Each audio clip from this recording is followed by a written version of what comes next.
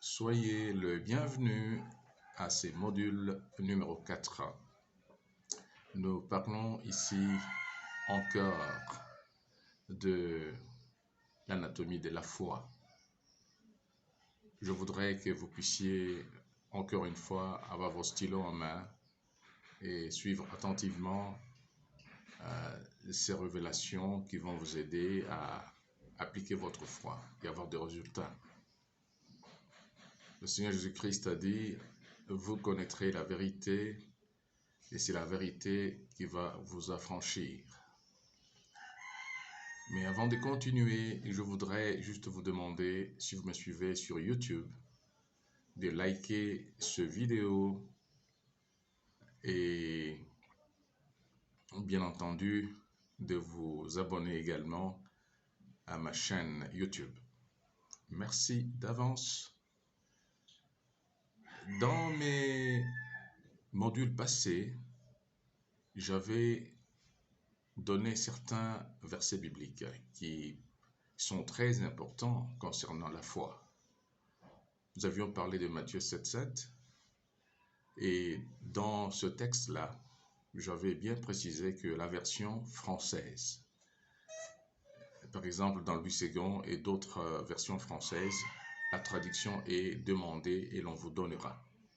Et j'avais bien expliqué que cette traduction-là a été faite avec erreur, parce que ce que les textes anciens disent, quand vous lisez le texte ancien en anglais ou en hébreu, ce texte dit, demandez, et il vous est donné.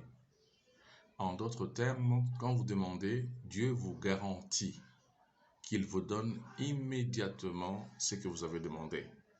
Ce n'est pas qu'il va vous donner dans le futur. Le danger est que quand vous attendez la version française, vous avez l'impression que Dieu me donnera demain ou après-demain. Et les hommes de Dieu viennent et vous disent, soyez patients, attendez le temps de Dieu. Mais ce que Dieu dit dans Matthieu 7,7 est que quand vous demandez, il vous est donné immédiatement et vous devez croire que Dieu vous a donné ce que vous avez demandé. Ça, c'est vraiment très, très important. Et dans Marc 11, 24, ce que je dis ici est confirmé. La Bible dit tout ce que vous demandez en prière, croyez que vous l'avez reçu et vous le verrez s'accomplir. Vous devez croire que vous avez reçu tout ce que vous avez demandé dans la prière. Dieu vous donne et j'avais expliqué comment Dieu vous donne. Ce que Dieu vous donne, il vous donne ce que vous avez demandé, mais en premier temps, sous une forme spirituelle. Et tout ce qu'il vous demande est de croire que cette chose-là vous est donnée. Ces choses-là vous sont données. Et c'est votre responsabilité de commencer à vous réjouir déjà, après votre prière, que Dieu m'a donné le mari que je demandais, Dieu m'a donné la voiture que je demandais, Dieu m'a donné la santé que je demandais, la bonne santé que je demandais. Et vous devez utiliser votre imagination pour voir dans vos pensées ce que vous avez demandé déjà en votre possession. Là, c'est comme un film dans le studio de votre imagination. Vous comprenez? Voilà pourquoi dans le livre de Proverbes, chapitre 4, verset 23, la Bible dit « Garde ton cœur plus que toute autre chose, car de lui viennent les expériences de ta vie. » Garde ton cœur. Le cœur, c'est cette place où vous gardez les choses que Dieu vous a données en réponse à votre prière. Ces choses-là sont déjà là dans votre cœur. Vous devez garder ces choses-là là-dedans. Vous devez être préoccupé à contempler ces choses-là déjà accomplies dans votre vie. Là, c'est votre responsabilité. Vous comprenez que dans Hébreux 11:1, la Bible dit « La foi est une ferme assurance de choses qu'on espère, une démonstration de ce qu'on ne voit pas. » En d'autres termes, quand vous demandez ce que Dieu vous donne là, la Bible appelle ça les choses qu'on espère. Ces choses-là sont dans votre cœur. Voilà pourquoi les Anglais ont une expression qui dit « mind your own affairs ». En d'autres termes, sois préoccupé par vos propres affaires. Dans votre imagination, sois plus préoccupé par vos propres affaires, par ce que vous désirez, par ce que vous aviez demandé et que Dieu vous a déjà donné. Ne soyez pas préoccupé par vos misères. Ne soyez pas préoccupé dans vos pensées par vos échecs passés. Ne soyez pas préoccupé dans votre pensée par la vengeance. Vous ruminez de vengeance, vous pensez à ce monsieur, à cette dame qui vous a déçu, qui vous a escroqué, et vous passez 1 heure, 2 heures en train de penser à ces choses-là. Vous êtes en train de vous empoisonner. Il faudrait garder votre cœur plus que toute autre chose, car de lui viennent vos expériences prochaines dans votre vie. Alors, l'expression des Anglais là, qui dit « mind your own affairs », ils veulent seulement vous conseiller les humains. Soyez focalisés sur ce que vous aviez demandé à Dieu et que Dieu vous a déjà donné, mais qui sont encore sous forme spirituelle. Voyez ces choses, soyez occupés dans vos pensées avec ces choses-là. Vous voyez dans Philippiens chapitre 4, verset 6. Si vous allez jusqu'au verset 8, la Bible dit que tout ce qui est vrai, tout ce qui est juste, tout ce qui mérite l'approbation soit l'objet de vos pensées.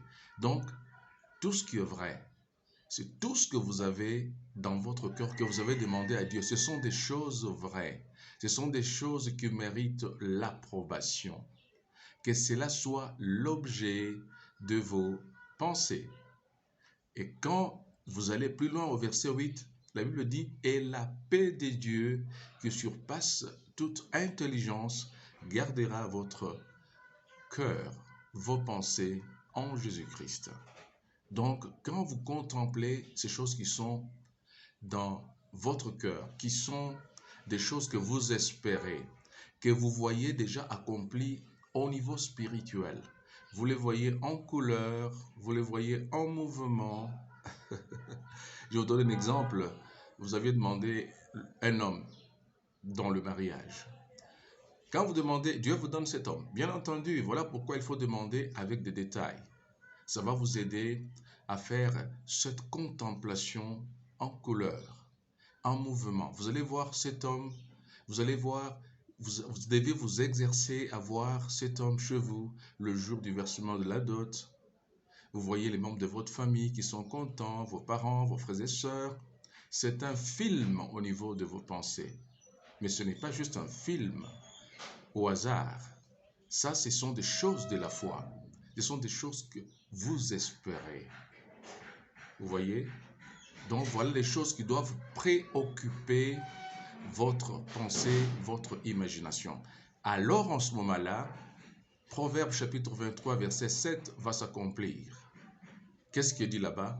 Ce qu'un homme pense constamment, c'est ce qu'il devient, c'est ce qu'il va avoir. Voici le secret de la foi.